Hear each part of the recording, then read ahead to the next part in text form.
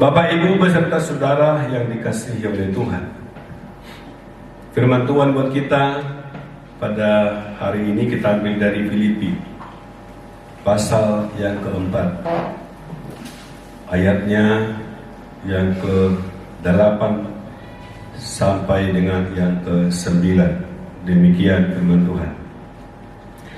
Jadi akhirnya saudara-saudara, semua yang benar, semua yang mulia, semua yang adil, semua yang suci, semua yang manis, semua yang sedap didengar, semua yang disebut kebajikan dan patut dipuji, pikirkanlah semuanya itu. Dan apa yang telah kamu pelajari, dan apa yang telah kamu terima, dan apa yang telah kamu dengar, dan apa yang telah kamu lihat padaku, lakukanlah itu. Maka Allah sumber damai sejahtera akan menyertai kamu. Puji Tuhan. Haleluya. Bapak Ibu beserta saudara yang dikasihi oleh Tuhan, firman Tuhan ini mengajak kita tentang apa yang harus kita lakukan untuk menerima damai sejahtera yang bersumber dari Tuhan. Dalam situasi yang kita hadapi, tentu banyak orang yang mengalami kepanikan, mengalami istilah sekarang galau, mengalami bermacam-macam. Ada yang khawatir, ada yang bimbang, karena memang situasi ini tidak menentu sampai kapan berakhir. Tapi firman Tuhan mengajak kita hari ini, bagaimana untuk memperoleh damai sejahtera yang bersumber dari Tuhan.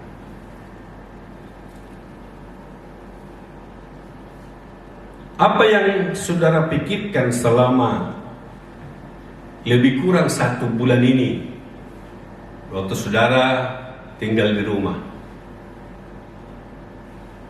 Karena itu Bapak Ibu beserta saudara yang dikasihi oleh Tuhan, firman Tuhan berkata apa yang kita pikirkan, seperti itulah kita.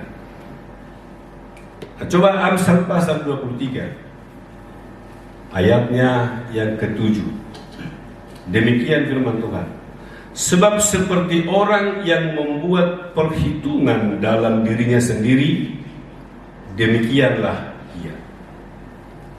Kalau versi King James dia bilang begini, seperti apa yang dipikirkan dalam hatinya, demikianlah ia. Nah, pertanyaannya, apa yang saudara pikirkan selama 1 bulan ini? Nah, apa yang saudara isi dalam kehidupan saudara? Kalau hidup kita kacau, itu bisa saja karena pengaruh dari luar. Bisa juga karena memang cara berpikir kita yang kacau juga. Ya. Tapi kedua sumber yang membuat kita kacau hanya satu solusinya, yaitu manusia kita, manusia batinnya kita harus diperbaharui. Ya. Dalam Roma pasal 12 juga dikatakan, ya, kita harus memperbaharui pikiran kita. Ya. Dengan bahasa rohaninya sebenarnya hidup menurut roh. Kebalikannya adalah hidup menurut daging. Tapi Bapak Ibu, sebelum lebih lanjut saya uraikan firman Tuhan ini, bahwa kedagingan di dalam Alkitab tidak selamanya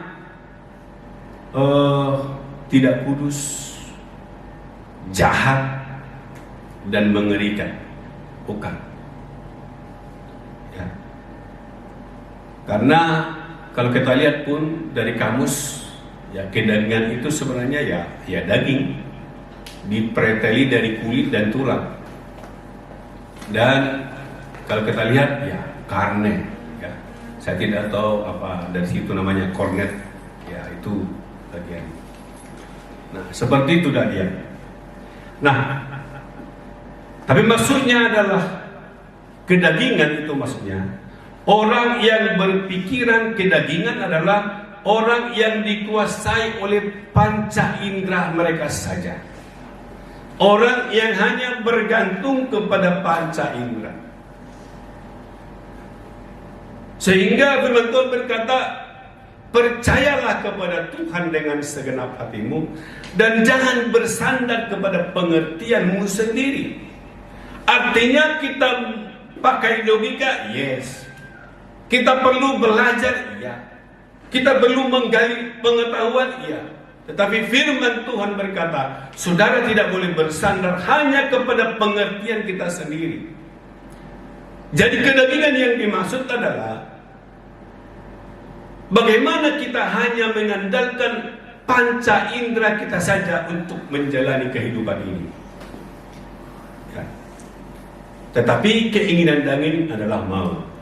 Artinya kalau keinginan daging itu selalu kita dari sana bersandar terus, lalu itu dibuahi oleh kuasa kegelapan, maka hasilnya adalah mau.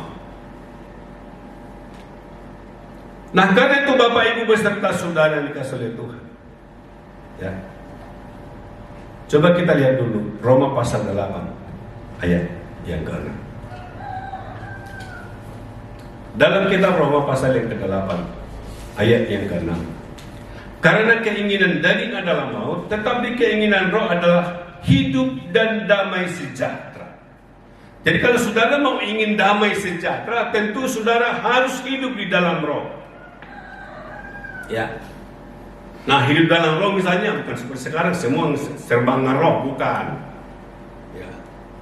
Tetapi hidup di dalam roh maksudnya bahwa imannya itu menguasai pikirannya. Ya. Dia tidak hanya berjalan atau menjalani perjalanan kehidupannya hanya dengan memakai logika saja. Itu yang dilarang firman Tuhan. Ya. Karena itu kembali kepada nas firman Tuhan yang pertama bahwa kita harus berpikir segala yang enak didengar, yang manis, semua pikirkanlah itu. Tulis Rasul Paulus kepada jemaat Filipi. Nah sebenarnya Bapak Ibu, kalau kita melihat orang, tidak perlu susah-susah. Dari mana sumbernya? Tentu apa yang dikeluarkan, tentu itu yang masuk ke dalam. Ya. Contoh misalnya, kalau kita pergi ke kebun orang, lalu tumbuh di sana pohon jambu. Kita tidak perlu berpikir ada nggak menanam jambu di sini. Kenapa bisa tumbuh jambu di sini? Tentu karena ada benihnya. Itu bisa ditabur orang. Firman Tuhan berkata ada iblis. Ya. Ada satu perumpamaan yang katanya dikala dia melihat di dalam kebunnya, kenapa ada di situ yang tidak ditanam? Ada orang lain yang menaburnya. Nah, orang yang menabur itulah yang dari luar itu bisa kuasa kegelapan, bisa setan yang membuat manusia ini bisa berpikir dengan kacau. Nah, karena itu Bapak Ibu beserta ada satu filosof yang berkata, ya, saya tidak bisa melarang burung terbang di atas kepala saya, tapi saya bisa, ya, melarang agar jangan hinggap di kepala saya. Kita tidak bisa melarang burung terbang. Artinya kita tidak bisa melarang informasi yang berseliweran di udara ini. Di sini banyak informasi, tapi saudara bisa menyaring apa yang harus saudara pikirkan, apa yang harus saudara pikirkan tentang orang lain. Karena sebagaimana orang berpikir seperti itulah dia. Nah, karena itu Bapak Ibu beserta saudara dikasih oleh Tuhan, selama mungkin saudara stay at home di rumah ini, saudara harus berpikir seperti kata Paulus. Ya. Saya selalu menekankan dalam khotbah saya. Pertama, berpikir lurus. Yang kedua, berpikir sederhana. Ya. Baru berpikir benar. Ya. Tapi itulah yang kita masukkan ke dalam pemikiran kita. Maka firman Tuhan berkata, maka Allah sumber damai sejahtera akan menyertai kita. Baik kemanapun kita pergi. Kalau damai sejahtera Tuhan, maka ada sukacita dalam kehidupan kita. Puji Tuhan. Sehingga Paulus berkata, bersukacitalah senantiasa. Sekali lagi katakan, bersukacitalah. Sehingga sukacita itu bukan dipengaruhi oleh sekitar, tapi dipengaruhi oleh sumber yang dari atas. Puji Tuhan. Nah, saya ulang sekali lagi, kedagingan itu bukan selamanya jadi jahat. Tapi kalau dibuahi keinginannya, baru menghasilkan mau. Nah, kebalikannya adalah hidup menurut roh. Ya. Tidak tergantung kepada yang kelihatan. Kalau orang hidup dalam roh, maka dia yang mengatur sekelilingnya. Jadi kalau ada orang yang hidup menurut daging, maka sekelilingnya lah yang mengatur kehidupannya. Kalau kita hidup menurut roh, maka kita yang mengatur sekelilingnya. Jadi kita tidak tergantung kepada yang kelihatan. Ya. Coba kita baca 2 ayat lagi ini. Ya. 2 Korintus pasal 4 ayat 18. Nah, kalau ada yang menemukan, coba dibaca biar cepat. 2 Korintus 4 ayat 18. Sebab kami tidak memperhatikan yang kelihatan, melainkan yang tak kelihatan. Karena yang kelihatan adalah sementara, sedangkan yang tak kelihatan adalah kekal. Iya, alasannya itu yang kelihatan ini adalah sementara. Yang kita ketahui di sekeliling kita itu adalah sementara. Ya. Itu tetap bisa berubah sesuai dengan kemajuan zaman. Tetapi yang tidak kelihatan itu karena apa? Karena semua yang kelihatan itu bersumber dari yang tidak kelihatan, kata firman Tuhan. Jadi yang tidak kelihatan itulah yang kekal. Ya. Sehingga Paulus berkata bahwa hidup kami inilah hidup karena percaya. Jadi orang-orang yang percaya sebenarnya hidup dari kepercayaannya, hidup dari imannya. Jadi kehidupan Kristen yang normal sebenarnya adalah supernatural. Puji Tuhan. Tahu maksudnya? Sebenarnya orang Kristen, kalau dia hidupnya normal secara Kristen, dia harus supernatural. Karena apa? Karena di dalam kehidupannya ada hidup yang kekal. Nah, jadi iman itu harus menguasai pikiran kita. Ya. Nah, beberapa contoh dalam Alkitab banyak yang menggambarkan itu. Nah, yang pertama, dikala Petrus pergi menjala ikan, lalu semalam-malaman mereka tidak ada mendapatkan ikan. Petrus ini sebenarnya adalah ahli. Ya, memang sudah pekerjaannya. Dia sudah pakarnya. Tapi fakta berkata bahwa dikala mereka menangkap ikan, 1 ekor pun tidak ada. Tapi di satu sisi datang seorang tukang kayu, anak tukang kayu namanya Yesus. Lalu dikatakan lemparkan ke yang dalam. Nah, menurut logika yang mereka pelajari dalam ilmu perikanan, bahwa tidak ada konsep seperti itu, tidak ada teori seperti itu. Tetapi karena Yesus berkata, lalu Petrus juga tetap memakai logika. Tapi dia bilang, dulu semalam-malaman kami menangkap ikan, tidak ada. Tapi inilah orang yang berkerohanian. Tetapi karena engkau mengatakannya, tetapi karena Yesus mengatakannya, dia bilang, udahlah terserah, yang penting menurut logikanya itu tidak masuk akal, tapi dilempar sajalah. Istilah sekarang, dalam nama Yesus, lempar. Akhirnya banyak ikan yang tertangkap. Sehingga orang yang percaya ini sebenarnya seperti itu caranya kita untuk bisa eksis dalam setiap kehidupan, eksis dalam perjalanan mengikut Tuhan. Harus iman menguasai logika. Tapi jangan juga seperti orang yang selalu berkata, itu logikamu. Tidak mungkin orang tidak pakai logika. Orang gila saja memakai logika. Jadi kalau saudara tidak mau memakai logika, maka saudara lebih rendah dari orang gila. Tetapi orang-orang percaya melebihi dari logika. Tapi itu kalau sudah firman Tuhan yang berkata kepada kita. Puji Tuhan. Lalu bagaimana saudara hidup dari iman?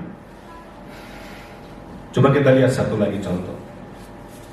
Ibrani pasal 11 ayatnya yang ke-17. Saya coba contoh, karena kita harus mengacu kepada Abraham ya, sebagai bapak beriman kita.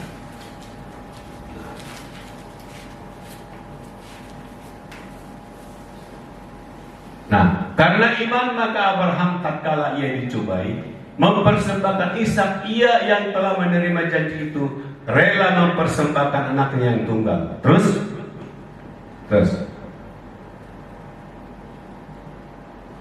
walaupun kepadanya telah dikatakan keturunan yang berasal dari Ishaklah yang akan disebut keturunanmu. Artinya begini, dikala Tuhan saja berkata dari Ishaklah nanti keturunanmu. Nanti ceritanya saudara boleh baca. Tetapi di satu sisi dari Tuhan juga berkata, persembahkanlah Ishak. Nah, ini di dalam logika sebenarnya. Kalau saudara belajar logika, ini sudah bertentangan ini. Di satu sisi dari Ishaklah keturunannya, tapi disuruh digorok begitu saja. Nah, tetapi kepada firman Tuhan seperti apa? Apakah Abraham tidak tahu? Itu bertolak belakang. Tapi coba ayat berikutnya. Nah, Bapak Ibu beserta saudara yang coba saudara lihat. Karena ia berpikir. Bukan dikatakan karena dia beriman. Iman sudah ada. Tetapi sedangkan dari Tuhan saja datang dua hal yang berbeda sebagai ujian dan cobaan. Tetap dia berharap kepada Tuhan, sehingga ia berpikir bahwa Allah berkuasa membangkitkan. Jadi kalau dia berpikir sebenarnya begini loh. Pada saat datang perintah Tuhan kepada dia mulai balik berpikir, wah, gimana ini Tuhan ini ya? Pertama juga sudah saya bilang, Tuhan kalau begitu dari Eliezer lah penerusnya. Semua kekayaan saya, karena Abraham dulu yang paling terkaya di situ. Semua kekayaan saya itu sampai di Jerama, kata orang Batak. Lalu datanglah firman Tuhan, bukan nanti bahwa dari Sarah nanti keturunan. Lama itu selama 25 tahun. Untuk firman Tuhan itu pun terjadi itu sampai 25 tahun dia menunggu. Tetapi tiba-tiba datang firman Tuhan berkata, persembahkanlah anakmu, goroklah anakmu. Nah, ini masih dari dunia fakta. Lalu saudara bisa tidak mau taat kepada firman Tuhan. Ini dua-duanya sumbernya dari Allah. Tetapi dia berkuasa, bahwa Allah berkuasa membangkitkan orang-orang sekalipun dari antara orang mati. Dan dari sana ia seakan-akan telah menerimanya kembali. Artinya Bapak Ibu beserta saudara yang dikasih oleh Tuhan, kalaupun Ishak dipersembahkan dan dia sudah mati, maka dia tetap memegang teguh janji Tuhan bahwa dari Ishaklah. Jadi dia beranggapan bahwa nanti kalaupun dicincang bahwa Ishak itu akan bisa hidup kembali. Semua syaratnya bisa dihubungkan. Semua. Kalau matanya itu sudah dicincang-cincang, maka dia akan muncul mata kembali.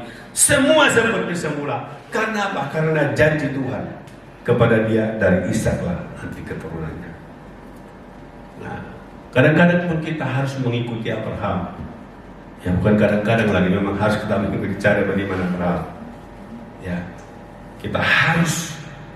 Ya. Kadang-kadang orang percaya harus nekat. Tapi jangan. Karena Tuhan, baru saudara bisa nekat. Jangan dibalik. Jadi kalau Tuhan sudah berfirman kepada saudara, sudah klaim janji Tuhan, maka kebenaran itu akan menuntun saudara. Itulah artinya orang percaya hidup oleh karena iman. Puji Tuhan. Karena itu Bapak Ibu, maka saudara, biar ada damai sejahtera bagi hidupmu, maka pikirkanlah hal-hal yang baik, pikirkan yang benar, yang sedap, ya. Jangan saudara pikirkan keburukan orang lain, sehingga seperti mobil bangku tempel pun penuh dengan hal-hal yang buruk, sehingga kalau masuk pun yang baik sudah penuh dalam otaknya. Tapi biarlah firman yang saudara dengar, ya, harus iman menguasai logika saudara, sehingga saudara bisa hidup dalam damai sejahtera. Sampai kapanpun kita stay at home, berpikirlah hal-hal yang benar, maka damai sejahtera akan menyertai saudara. Puji Tuhan. Mari kita bangkit berdiri. Kita angkat satu lagu yang baru.